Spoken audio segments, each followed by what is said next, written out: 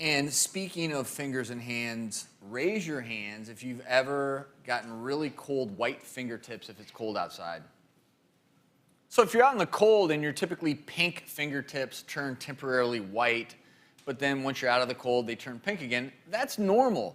But if every time it gets a little cool outside, your fingertips turn white and then they turn blue or purple, that's worrisome. That's a worrisome sign. And then a little bit later, they may turn bright red as blood flow returns back to them.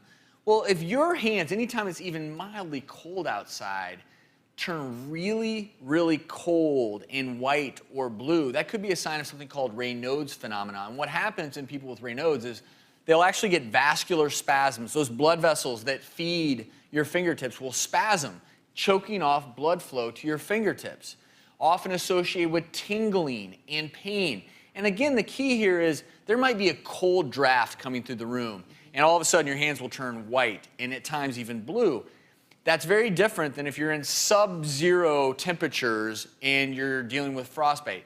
Raynaud's phenomena, it's more common in women than men. It can be associated with other more serious things, and people who have Raynaud's need to be careful. Right. And definitely, just as you spoke about it, autoimmune disorders, it can be associated with like lupus and Sjogren's disorder and rheumatoid arthritis and thyroid disorder. So if you don't know, to kind of look at this and ask your doctor, because there are blood panels that you can ask for, you should know about this to be aware so that you can ask your doctor for those tests. One other quick point for everyone at home: if you're having, anytime you're active and you're noticing pain, numbness, tingling, and whitening of your toes and fingers, it could be peripheral vascular disease. And that's due to the same phenomenon when we talk about heart disease, plaque buildup in your arteries, creating diminished blood flow. That's another reason to go get it checked out.